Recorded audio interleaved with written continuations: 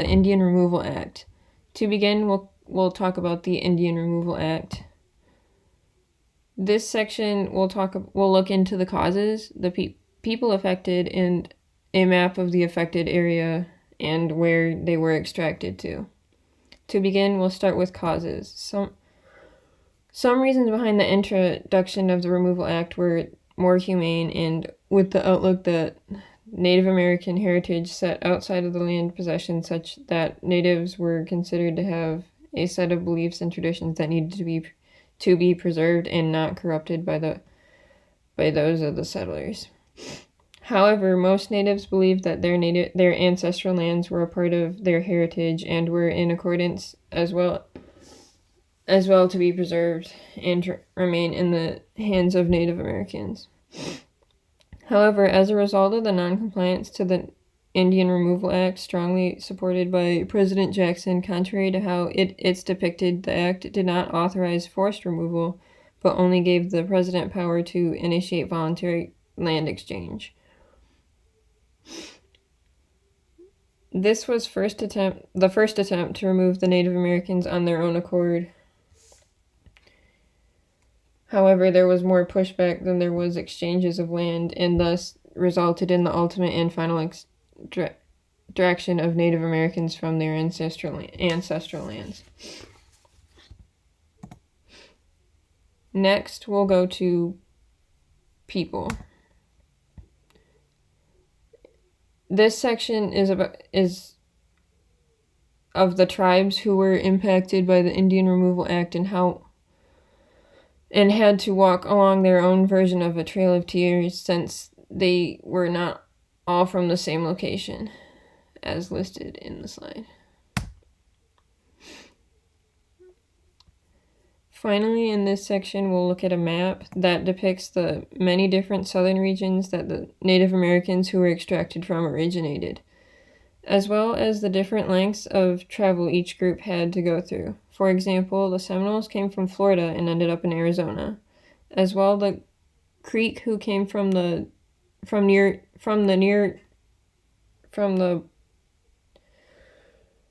Georgian border of Alabama and ended up in the Arkansas border of Oklahoma.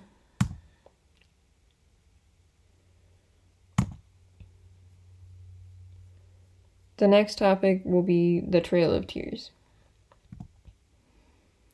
This section will talk about the hardships that were endured in the long journey depicted in both maps and visual representations of the hardships, as well as the resulted tension between the Native Americans and the white Americans, as well as the methods used for extraction.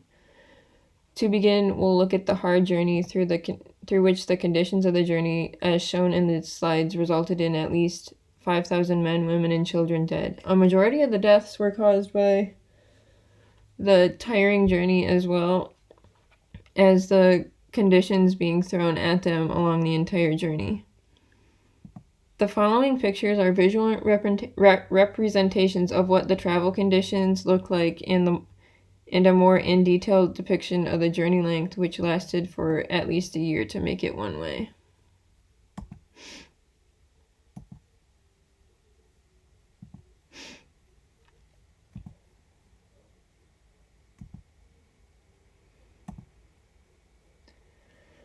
Next, we'll look at the relationships. To begin, the tensions that already existed between the settlers and natives had only increased, and in relation made the severity of the journey for the Native Americans overly severe than was necessary, as well resulted in a stronger control over where natives were to be living within the lands of the United States, which then created an ill-fated relationship between the settlers and natives.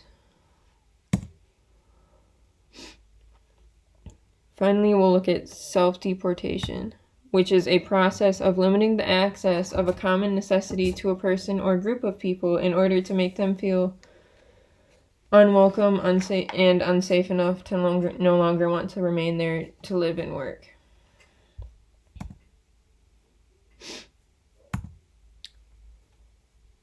Finally, we'll look at the aftermath. In this section, we will delve into the more in-depth aftermath of the relationships between the settlers and natives, as well as the various effects on present day. To begin, we'll look at people relations. The concept of self-deportation is a concept to explain the removal strategy of making life so unbearable for a group that its members will leave a place. The term is strongly associated with recent state and municipal attempts to attack every aspect of an illegal alien's life, including the ability to find employment, housing, drive a vehicle, make contracts, and attend school, said Keisu. This concept is being used today against illegal immigrants to make them feel unwelcome and as an attempt, just like with the Native Americans, to make them leave. As of current day, natives are only protected by their own laws and beliefs if they are living on a reservation, which is where most of, if not all, Native Americans live to this day because of the Indian Removal Act. Next, we'll look at land laws.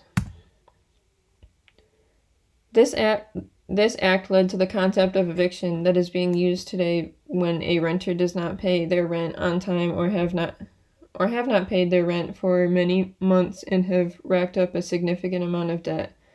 This also led to the concept of a fair trade or payment of land with an equal sum or object in exchange for the object being sold.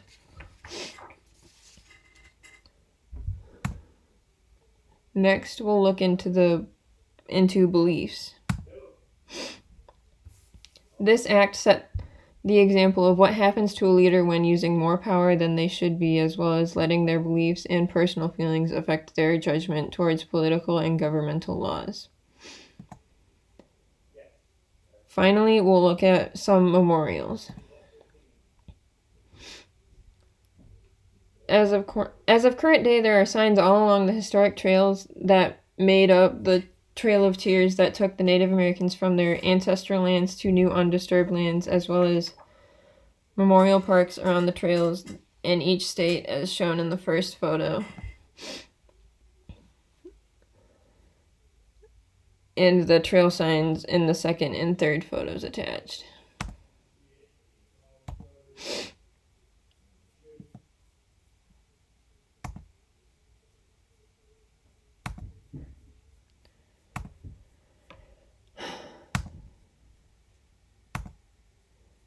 And then finally, I used my works cited to gain more in-depth knowledge and research of the events of the Indian Removal Act and Trail of Tears.